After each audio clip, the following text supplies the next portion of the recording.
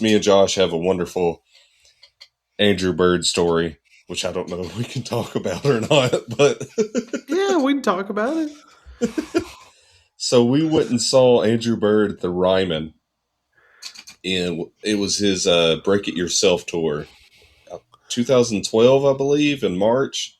Yeah, it was 2012, and Ethan got me a random ticket, so I'm just sitting next to some random lady during the concert. Oh no. And I know where this is going.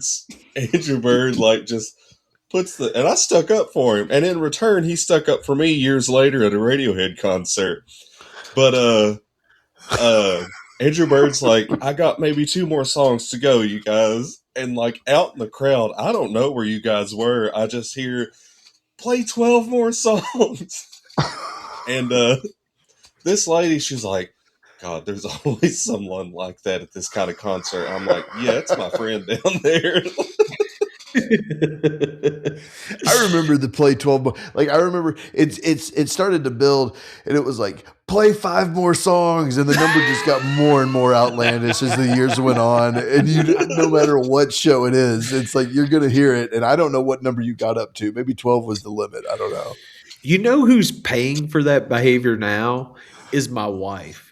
Because every time we go to any kind of event where it's, sports or concert, there's always somebody just like 2012 Josh sitting right behind us, just yelling. My wife's like, oh gosh, why me? Why us? Why here? Why now? I'm like, it's probably my fault.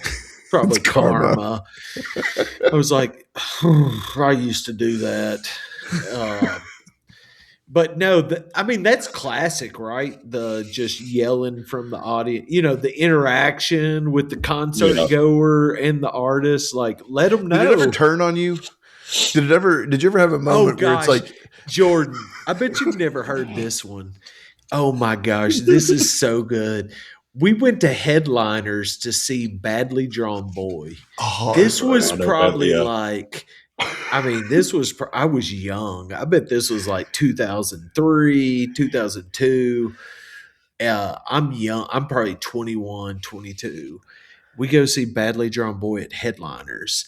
And I'm standing by our friend Ryan Gates. We called him Gage.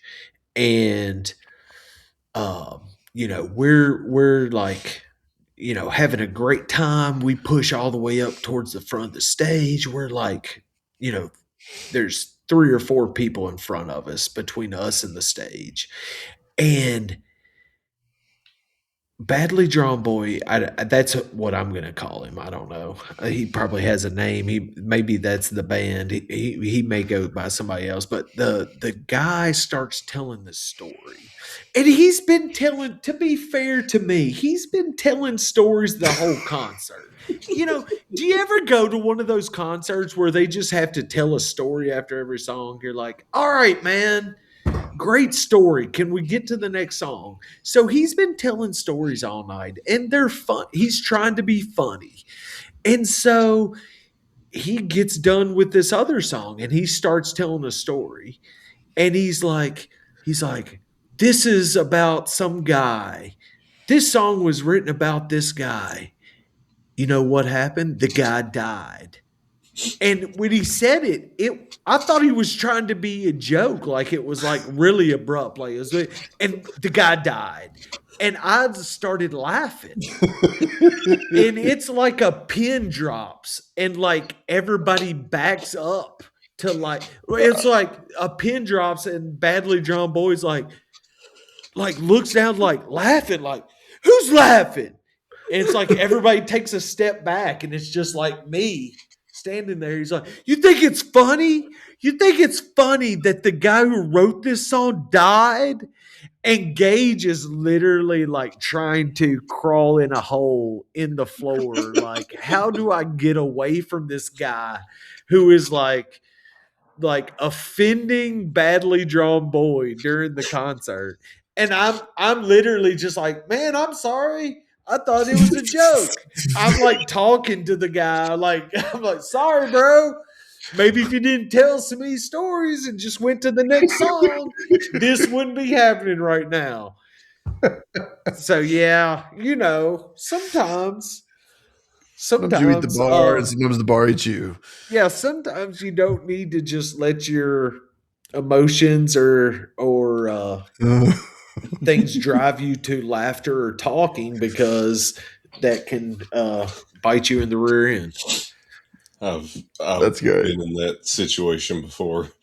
The Radiohead story. Me and him actually had general access in St. Louis, and it was 2000. It was 2012 again. Yeah, for Radiohead, and we're in St. Louis, and we're watching it, and then my favorite song, "You and Whose Army," comes up, and I'm just mesmerized by it. And I look back down. Josh has disappeared. Like, I'm like, where did Josh go? And he's pushed up front a little bit. I'm like, well, I want to have this moment with him, so I start like, excuse me, can I get through? And everyone's nice until the people right behind Josh, and they were pissed. And they turn around, and they grab my shirt that I just bought from the vendor for Radiohead, and they're like, "You're not pushing up here." And they start pushing me around, and so Josh cuts in between them. He's like, "Jordan, come here." Just picks me up, sets me in front of him, and looks behind him, and just does this to the guys. But you don't hear about the rough crowds at Radiohead concerts. That's Dude, crazy. these two guys, they were like 5'6" and both like tweaked out of their mind.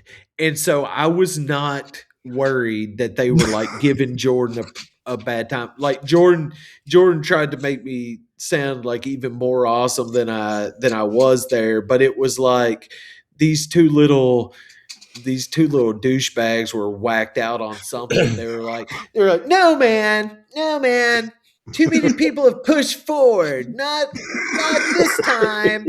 And I'm like, Jordan, look, just come up here. And I just moved him and like grabbed him and put him in front of me. Like, are you guys gonna say something now? Like, I know they're not, because they're looking up at me like, oh man, sorry. But no, that concert was awesome. That was at where the St. Louis Blues play hockey. And Doug and Landon and Sarah had chairback seats in the arena, and Over Jordan and I were on the floor. Yeah, that was a fun concert. I just remember I think the most embarrassing one for me was just like, I didn't say anything to the artist, but the artist heard it. Like, we're at it's like Derek Trucks and some other band that's like not as Derek Trucks, but like, they're a jam band and all this stuff. And I think Jay and I are there, and we're kind of hanging out, and we're having a great time. It's awesome. But it's also like, it's time to go. You know what I mean? And you're kind of looking around in the crowd, and the crowd's kind of changed over the course of the concert. You're like, how did this happen? Where are we? And I just remember the song ends, and it's so rare that you have this moment, but I'm sure you've had this experience where you're talking really loudly because there's a lot of music going on, and then the music drops out immediately. And I just remember the music dropped out, and I was trying to communicate to Jay. It dropped out. I was like, "What the fuck are we doing here?" So the song ends. I say that, and then everyone just like, "It's a good question, pal. What are you doing here?" It's always when the music decides to cut out that you say the worst thing at that time. What a ultimate rip on the song. It's like the artist just finishes the last note, and it's like I hope you enjoyed it. What the F are we all doing here? It's like, oh man, I don't think they liked it. Yeah, not a resounding endorsement there. I was at that show. Wasn't that like downtown Lexington somewhere? Like it was second level of some bar. And I'll just say that like some nefarious stuff started going on in the bathroom. That men's room. Yeah, that was the men's room was like the place to be.